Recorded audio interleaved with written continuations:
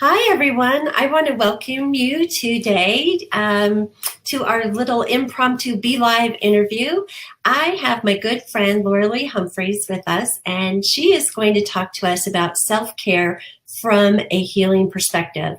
As we are leading up to our 5-day challenge next week, I thought it would be so beneficial to hear some professionals who really espouse the idea and live out self-care routines and have them share some ideas that you can borrow and incorporate into your life to create a more enriched life. So Laura Lee entered the health and wellness arena while in college, partially influenced by the death of her mother, who had struggled with breast cancer for 12 years. Observing this, Laura Lee decided to learn how to live so that her life could take a very different route. She revamped everything from how she ate and cared for her body, ultimately adopting a plant-based diet and chemical-free lifestyle as much as possible. She learned how to reprogram her thinking, resolve old hurts, and release emotional baggage. For nearly 2 decades, Laura Lee has practiced massage therapy, aroma, and energy healing. She is a Reiki master, health and wellness coach, and nutritional consultant. Filling the inherent constraints of employment and the desire to make a bigger impact in the lives of others by sharing her experience and expertise, Laura Lee has recently transitioned into doing her business online. She now teaches, coaches, heals health and wellness advocates how to deepen their own quality of health, self-love, and prosperity through home-based business. And you can find her on her website, and I'll have her share that at the end. So we'll plop that into the feed. Laura Lee, thank you so much for joining me today. I am so excited to have you here. I've been following you for a long time, and I am fascinated by the plant-based diet that you have followed. You know, all the time we hear about different philosophies that come to eating and health and wellness and taking care of ourselves. So would you like to share a little bit about how you got there, why you feel like this is the best program to follow for you, and the benefits that you find in your own life from following that lifestyle? Certainly. Well, thanks for having me. I'm glad to be sharing some of my tidbits of experience and things that I've learned along the way, and hope that it resonates with some of your audience. So my experience in going plant-based it was a long process. I first was introduced to the idea of being vegetarian in college, and I played around with it and tried to do a couple things, even though I had no idea how to cook or didn't know anything about food then. So it didn't stay very long. However, at that time, I did take out red meat. Okay. And partly it's because I didn't want to learn how to cook it. So I didn't really care for cooking it, so I just never bothered to learn how to prepare it well. And then later on, as I learned more about health and nutrition, then I realized, well, it's probably a good choice, because excessive red meat, and especially the way the animals are treated and fed these days, it's really not very healthy for you. And it contributes to inflammation, cholesterol, blood pressure, a lot of different problems, even cancers. Right. So that was my first step. And then as I was going through my own process of my inner work of emotional healing, looking at, my mindset, learning, understanding energy work, the healer that I worked with for several years was she had very self-taught for her self-care on herbs, diet, natural eating, going chemical free. And so that was really my first introduction to it. And I learned a lot from her, and gradually just started making some changes. And then at one point, then she was going all into discovering about eating raw, which was a whole new concept for me. And it seemed kind of strange at the time. And I looked at it and tried it out, and I was like, yeah, I kind of like it. It's a lot of prep. But I liked how I felt just eating, primarily vegetables. And then fast forward a few more years and just small tweaks along the way. When I spent a few years in California and learning more about, it was when I went back to school to go become a nutritional consultant. And I was reading a book by the man named Don Tolman. I don't know if any of your readers have heard about him, but he's very much into understanding, bringing forth the wisdom of ancient cultures, especially Western cultures, and how they lived and cared for themselves and ate, and teaching it now. And he talks a lot about the physiology and what happens in the body with excess animal products, and the value of fasting and cleansing and eating plant-based. So that really made an impact on me. And also at that time, I was still eating a little bit of meat, and I just started to feel like it just didn't taste very good. I didn't like how it felt in my stomach, in my mouth, and I was just like, I just don't enjoy this anymore. And so that, coupled with what I was learning from him and the nutritional school, then I was like, okay, I'm done with meat.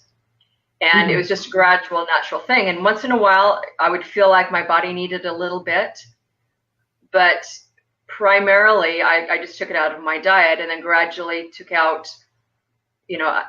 other like dairy and eggs from time. I mean, once in a while I'll have it, but not a lot. And so one thing with going plant-based, from what I understood from Don Tolman, was that the word nutrition, from the Latin root word the Latin root is nux, or nut, meaning the seed point or beginning point of light or life. And so from there, the ancient understanding of nutrition was that nutrition is the process of bringing light into your body, or life force into your body, to feed the cells of your body. And so that definition also really stuck with me. So it got me to thinking, so in what ways do we bring life force into our body? And organic whole foods, with life force in them, that's one of the most profound ways of doing that, among other things that are lifestyle practices. And so incorporating all that together is like a recipe for health, for self-care, for longevity. So that's kind of my story on that. Well, I think that's really fascinating. Today you hear about the keto diet, the paleo diet, and you hear pros and cons all of the time about what is the best way to do it. And I love how you share that you listened to your body, and you really did what your body was asking for your particular self. And, you weren't going with the rage of what was going on with everyone else. You really did the research and did what made you feel good, which, in my estimation of what self-care is, it's about doing things that make us feel good. And so I think that's a really rudimentary, basic level that we can care for ourselves, is really listening to our body. And as I have grown older, I have had a meat-based diet, but as I'm getting older, I'm definitely finding things that, like you said, don't feel good in my stomach or in my mouth. And I have been cutting things out so I feel better, so I feel healthier, so I have more energy and don't feel sluggish. What do you do as far as sources for protein with your plant-based diet? And how do you get a balance of all of the nutrition that you need? Okay. Yeah, that's a very common question. And when you look at a lot of plants and plant sourced foods, if you look at their nutrient profile, you'll find that there actually is a lot of protein in plants. Really? One of them, which kind of surprises people when they first start looking at it. So one of the common ways of doing that is really getting a lot of dark leafy greens, like spinach and kale. Right. There is some protein in that. Nuts and seeds, like almonds, Brazil nuts, cashews, sunflower seeds, chia seeds, hemp seeds. Okay. That has a lot of protein. And another side note with protein, when you look at it, it's made of amino acids. And so if you give your body the amino acids that it needs, then it can construct the protein that it needs. And the body really doesn't need that much. We've been sold this idea from the milk and dairy and meat industries that we have to have meat, a lot of it, at every single meal. And as science is bearing out, that's actually one of the things that's causing a lot of problems. Granted, there are some people whose whose chemistry and makeup require a little bit of animal product, or more so than other people. So again, you listen to your body. One of the biggest ways, or one of the main protein sources in plants too, is legumes, beans,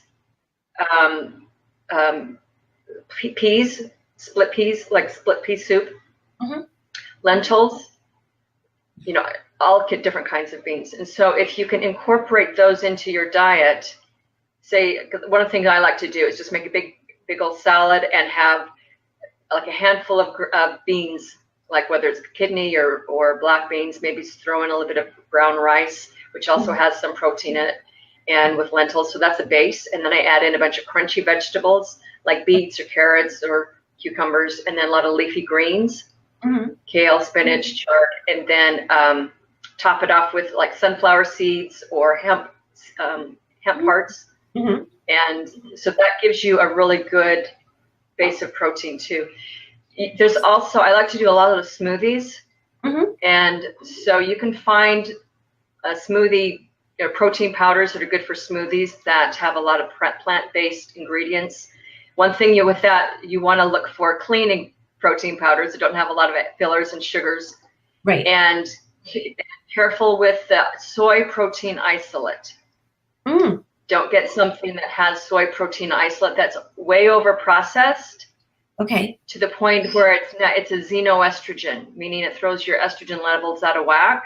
Okay. Because of the way that the soybean has been broken down and overly processed. Gotcha.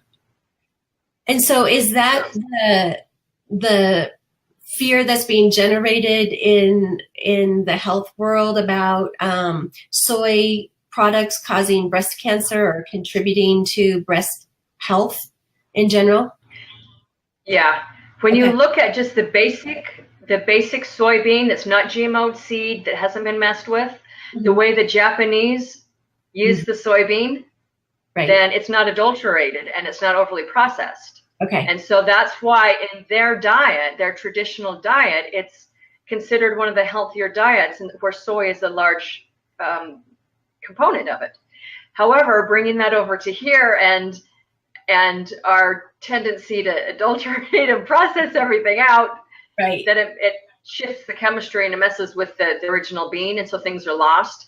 And the end result is that it messes with the estrogen levels, and compound that with everything else in our diet and environment and chemicals that are xenoestrogens.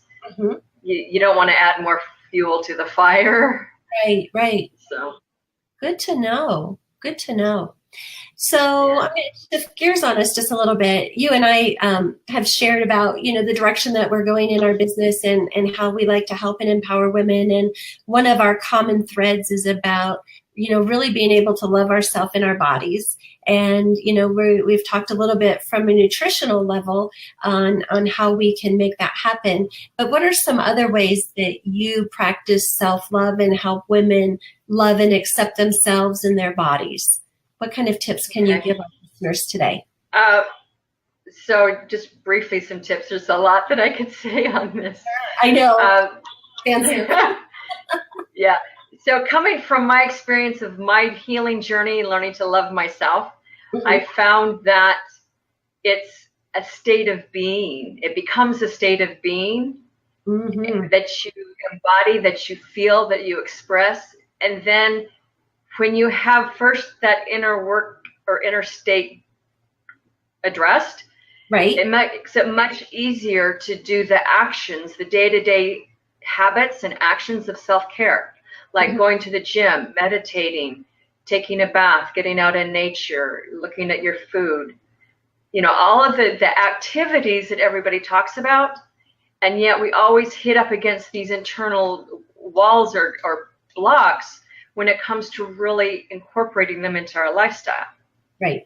And those blocks, when you learn to unravel them, that's what is preventing you from feeling a deeper sense of self-love.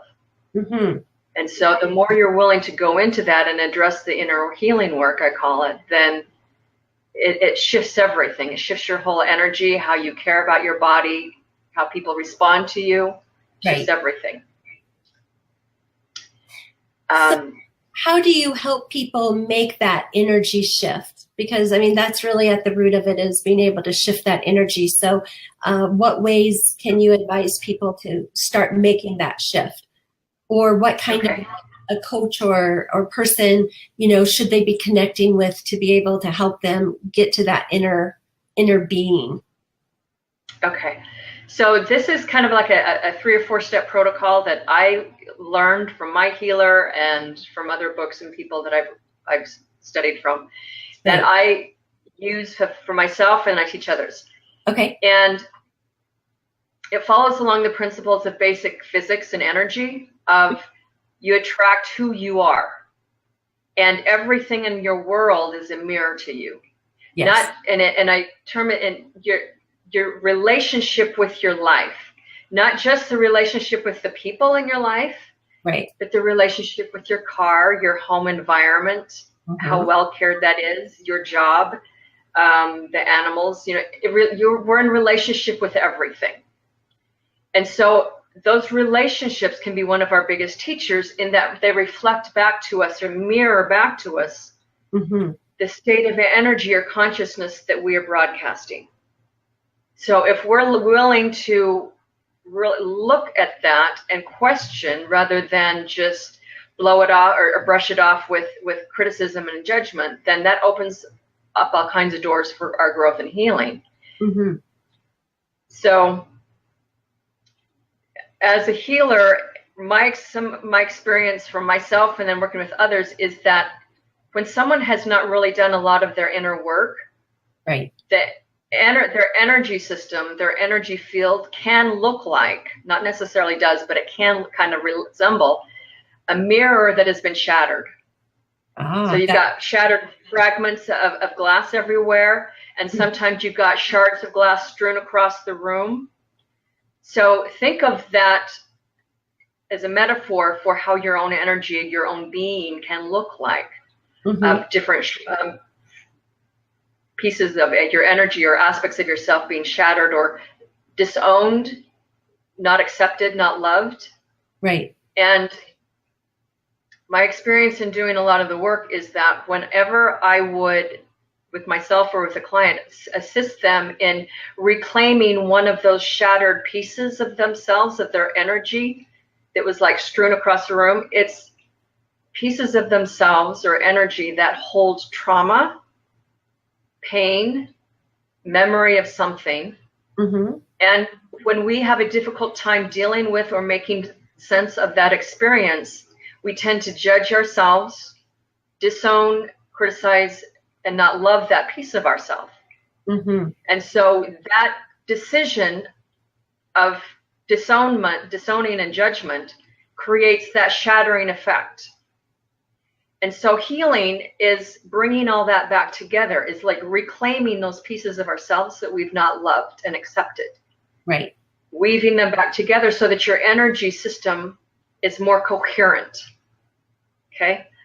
So the relationships in our lives that can really help us with that is the way that we perceive them through our filters. So when you're looking at someone and they really annoy you, or they trigger something in you that makes you angry, or you don't want to look at, or you want to avoid, or you have an emotional response towards, that's not a loving, unifying feeling, okay? Right. Rather than staying in that judgment and projecting further judgment on that other person or that thing, or like your career or money flow or whatever it is, look at that and saying, wow, I'm having an emotional charge about this. What is that telling me about my relationship with me? If I were to do some questioning here, would that lead me to an aspect of myself that I have disowned and not loved? And if I were to heal that and shift the energy and love and accept that part of myself, how would my life change? How would my relationships change? How would I show up for others? So when I'm working with people, then I walk them through a series of questions to help them really look at what that person or that thing is reflecting back to them.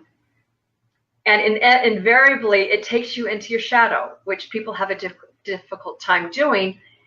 And yet that's where the gem lies. Because when we can take ownership of our energy, ownership of our choices and what we have done with our own self, in disowning this piece of ourself and putting a judgment on it, right, then we can see that we're really not judging the other person or the situation, we're judging ourselves.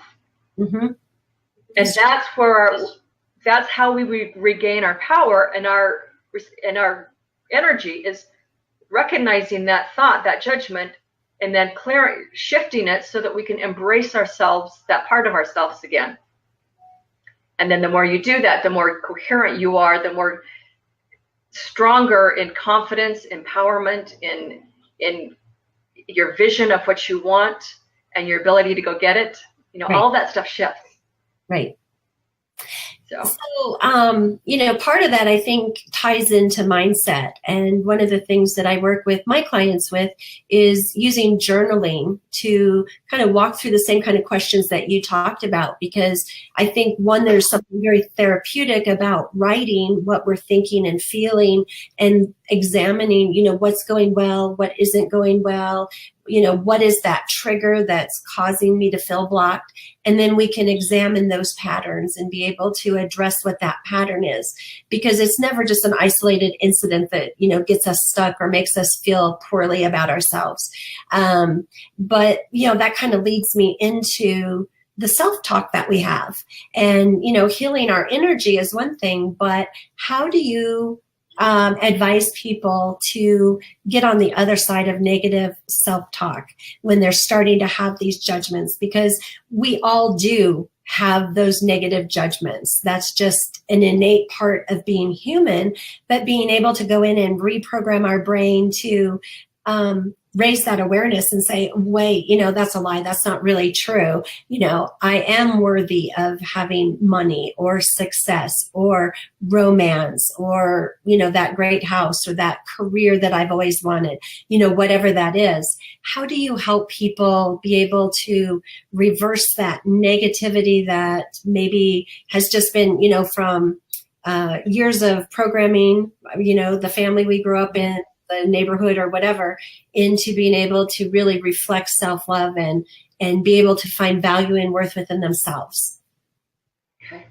Yeah, there's a lot of different ways I deal with this. So this is another big conversation. So kind of briefly, I know I all have lots of big conversations.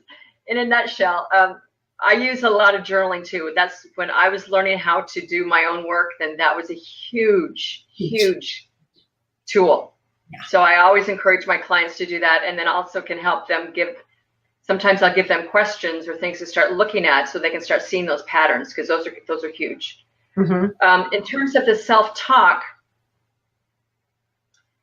there's a couple of ways I can answer this. It's kind of a loaded question, I know. So one of the things that in dealing with my own chatter, when I can understand the dynamics of what's going on, it helps me not believe the chatter. Right. And not believe everything, I think. So what I have found is that in the process of reclaiming all the different parts of ourselves, coming to greater self-love, and it's an energy shift and how our body is holding or storing energies. So let's say, for example, a woman has issues with her pelvic bowl, her abdomen, her belly. Right. Doesn't like it, full of whatever. And so whenever she looks at herself, then there's always that criticism of, I don't like this part of my body. What I found is that what she's really saying in all of that chatter is that area of her body, the cellular tissues, the cells and the tissues, are holding the energy, the emotional charges of things that she has yet to address and resolve. Interesting. They've now become unconscious. And so the way in which they come up to her awareness is through that chatter. Gotcha. The body has its own level of intelligence, and it can show itself to us as that chatter. Okay. So it's our body mind talking about all the little things that it doesn't feel comfortable with. Right. So I remember one time I was experiencing this, and it was just like chatter just going on and on and on, and I was like, this is kind of ridiculous. So I just kind of stood back and asked the chatter voice, how old are you? How old are you? Right. And I got the message or the thought back, about 4 or 5. So then that led me into it. It's like, okay, what is it that you're actually trying to tell me? What is it that you really need? And what is the emotion you're trying to deal with? So I started to have that dialogue with that chattering voice. And then that allowed me, gave me a lot of data to go journal about, do meditation, energy healing, energy clearing about, to really look at, connect with that part of my body, part of myself, where that charge, that trauma, that pain, whatever, that thought was stored. Right. And so once I could do that, and what my clients can do too, is once you can do that, the chatter voice goes away and diminishes. Right. Because it no longer has that rub of that feeling of discomfort and that judgment to keep it alive. Right. Okay. Well, and just so that's one way. Going into your shadow, once you bring that issue out into the light, it disempowers what was hiding in the darkness, or under the covers, so to speak. That just by acknowledging it, and like you said, having that discussion with yourself to be able to get at the root of it, you can address it and start to change that conversation. So that's really powerful. Yeah. So that's one angle. Another angle is, say you've done that for a while, and now, and this is kind of what I've come a lot lately too, is it's just simply the broken record recording program that's simply running and no longer has material or data that you need to resolve or work with. Right. And so this is when it comes to simply repatterning the body. And this is where plants and plant-based products like herbs and essential oils can become very potent tools to help you with this. Awesome. So are you familiar with Dr. Joe Dispenza? Have you heard of him? Or even... I have heard of him, but I haven't read any of his writing. I've just heard about him in conversations. Yeah, I would suggest delving into what he teaches as well as Bruce Lipton. They complement each other very well. Awesome. And so let's say you are doing, I'm just assuming that your audience is a lot of coaches and entrepreneurs. So let's say you want to become more proficient and confident in selling and having that sales conversation and closing. Right. And whenever you're in there, in that moment, then all of your self-doubt, your worth, your chatter, all of that stuff pops up. It's like the old broken record from the past of how your body has been trained to be and to respond. Okay. Right. So you want to break through that wall into being and feeling more confident, sure of yourself, a solid voice, to be able to be calm and present when you're with the other person to help them with their objections or whatever, so they come to a buying decision. Right. Okay. So you're doing the work of visualization, affirmations, you're seeing yourself there, you're doing all that mental stuff. And the process of changing that, when it comes to repatterning in your body, is that you've got this history of time of responding in a way that is low confidence, doubting yourself, doubting your worth, holding back, hiding. Right. That's a feeling state. It's a state of being. And what locks that pattern into your body is chemistry and energy. So when you're feeling not confident, when you're feeling not very worthy, the body makes chemicals of those emotions. Right. And when you feel in that pattern a lot, then you've habituated and trained your body to do that state, to make those chemicals all the time. Mm-hmm. And so your body thinks that that's normal. So when you go to change that pattern, you've got to address the chemistry, the neurological wiring and chemistry of your body, so that you can create different chemicals and hormones of confidence, of self-empowerment, of Right. self-worth and self-love. Okay? Mm-hmm. So that's where plants and oils can come in to help shift the body chemistry to move you in that direction. And in the process of doing that, then the old chattering voices will come up in your mind, because it's the old self, the old habit and chemistry falling away, and your body and mind saying, I'm in withdrawal from these chemicals of emotions of low self-worth. Right. Give them to me. And so you do the habit and you feel like you're self-sabotaging and stuck in the rut, because your body is calling for those chemicals that you've trained it to desire. Right.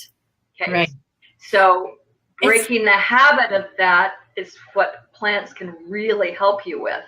Interesting. Interesting. It's so interesting that you say that. I mean, it's almost like getting over an addiction, that your body craves that chemical because that's what it's used to. And I went through a phase, oh gosh, maybe 2 months ago, where I was self-sabotaging left and right. And it was like, what is at the root of this? Why am I doing this? But like you said, it was almost like my body was craving that sense of what was normal or familiar to it. And I really had to work hard to push through and do a lot of journaling and some energy work as well, to be able to identify what was at the root of that, to get beyond that. But I haven't ever heard anybody explain it the way you did, where it is a chemical dependency almost that we create in our own body without even being consciously aware of it.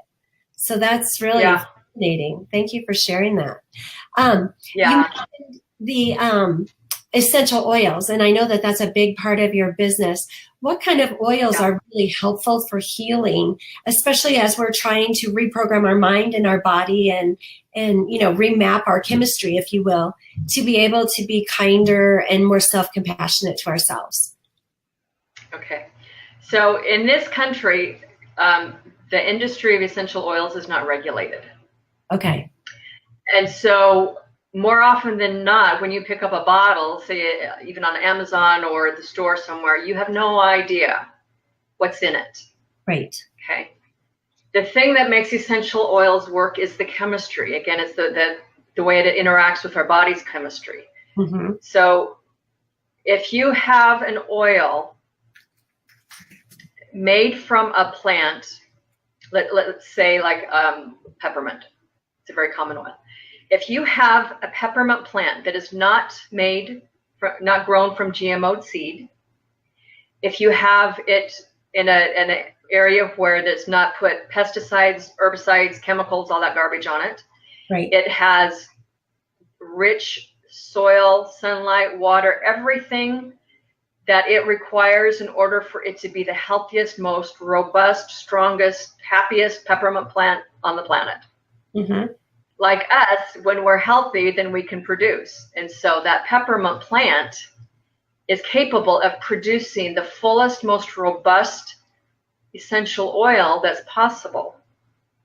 Okay. And then when you go to harvest it, if it's harvested with care at the right time, when the oils are the most at its peak within the leaves, mm-hmm. And then you go into the distillation process, and the art and science of distillation, the time the peppermint needs to be in there, the temperature, all of the different nuances and conditions that will optimally draw out that full range of chemicals into the essential oil. Mm-hmm. The end result is that you have an oil that is the most robust, the fullest, the purest kind, with the chemical profile, the recipe of chemical components in it, mm-hmm. that is the greatest potential of what that peppermint plant can produce. So when you take that high quality oil into your body, all of the different chemical compounds within that peppermint oil is going to talk to the chemistry of your body and your hormones to affect the shifts and the changes that's required to support your body in making that new habit of what chemicals of emotion you desire to feel. Okay. And I want to just kind of add a little sidebar here too, is when people have emotional eating issues, stuck on ice cream, sugar, candy, or whatever, that's the same thing. It's a chemical addiction to the sugar. Right. Just like the chemical addiction to feeling depressed and sad. So if you have this high quality essential oil, the compounds within it can support your body breaking down and releasing that attachment to those chemicals of anger, of sadness, of no self-worth, whatever you're working on. Right. Other thing with essential oils, when you have that high quality pure oil, everything has frequency and vibration. Right. Okay. So let's look at, for example, an oil of lemon. That has its own frequency. And when you're looking to go and create a state within yourself of more joy and happiness, say moving from sadness and depression to its opposite of joy and happiness, that emotion of joy and happiness has its own frequency too.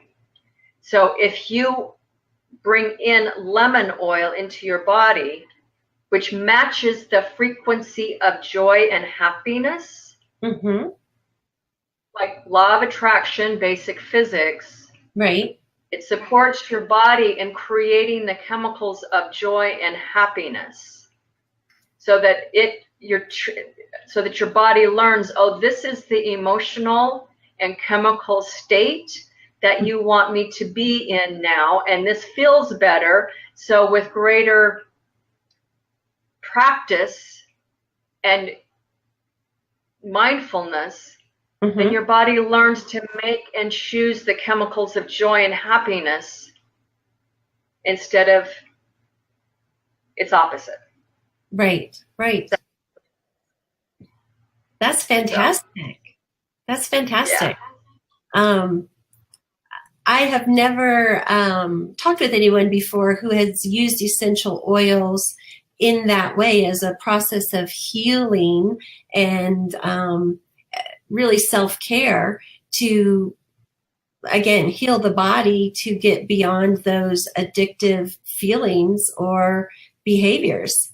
So that's really exciting that you have another tool that people can use to be able to find a deeper level in their self-care routine.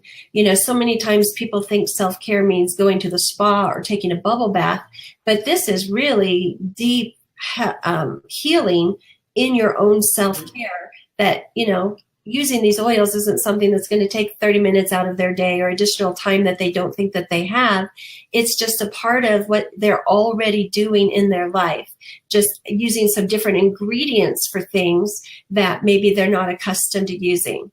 So I think this is a great way for us to kind of wrap up and let people know how to contact you if they want to work with you, to be able to work on some deeper healing. If they want to know more about essential oils, what's the best way for people to get in contact with you and learn more about you? Okay. So my website is lauraleehumphreys.com. Okay. You can reach me there. I do a weekly video training series on my blog there that talks a lot about self-care, bringing in oils, mindset, all the stuff I touched on here. Okay. And you can also find me on Facebook under Laura Lee Humphreys. Those are probably the two easiest ways of reaching me. If you would like to send me an email, you can do that from my website. And on Facebook, you can also send me a private message. Okay. So.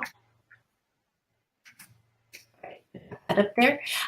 So as we come to close today, what is one piece of advice that you could say for someone to get started with using essential oils as part of their self-care healing ritual? Okay.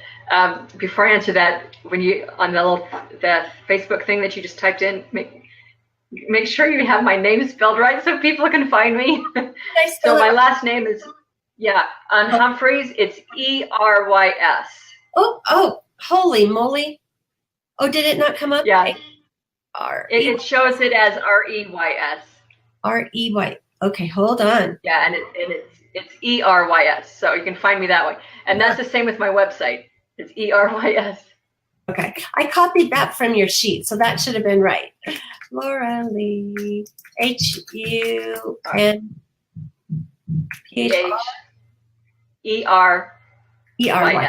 Okay, aha. E-R-Y. Okay. All right, there we go. E-R-Y-S, yes, thank you. Awesome. So you can find me. Whenever I type, I actually put my glasses on. Yeah, I get that. So, okay, final tips. Yes. Understand that there's a whole world out there, or rather I should say in there, waiting for your exploration. So don't take yourself so serious, and don't take everything so personal and use it as another thing to beat yourself over the head with. I found a lot of it is just once we understand the dynamics and the backstory of many, many things, that alone takes down much of the emotional charge, the confusion, the angst, the stress, all the stuff we get stuck in, so that you can then start making headway. Right. And then with that, just really looking at how plants in your diet through all the dynamics and the backstory of you in the process of becoming, embodying someone that you love to be with and who you desire to be, because it is possible. Right. Oh, what a beautiful way to end. Thank you so much for sharing your wisdom. And again, if you guys want to know more about her, I put her contact information in the notes for the interview. She is just a wealth of wisdom and information. If you guys are needing that added support in your life, I really encourage you to reach out and get to know a little bit more about her and what she does. And again, Laura Lee, thank you so much for joining us and sharing your tips today. Oh, you're so very welcome. Thanks for having me. I've enjoyed our chat. Oh, me too. We'll definitely have to do it again. In September, we're going to be talking a whole lot more about caring for our physical bodies and as it relates to our self-love practice. And so I'd love to come back and have another conversation because I know you have lots to say on that topic too. Lots to share. Yes. I would love to. I would love to. Well, thank you so much, and we'll talk to you soon. Okay. Thank you.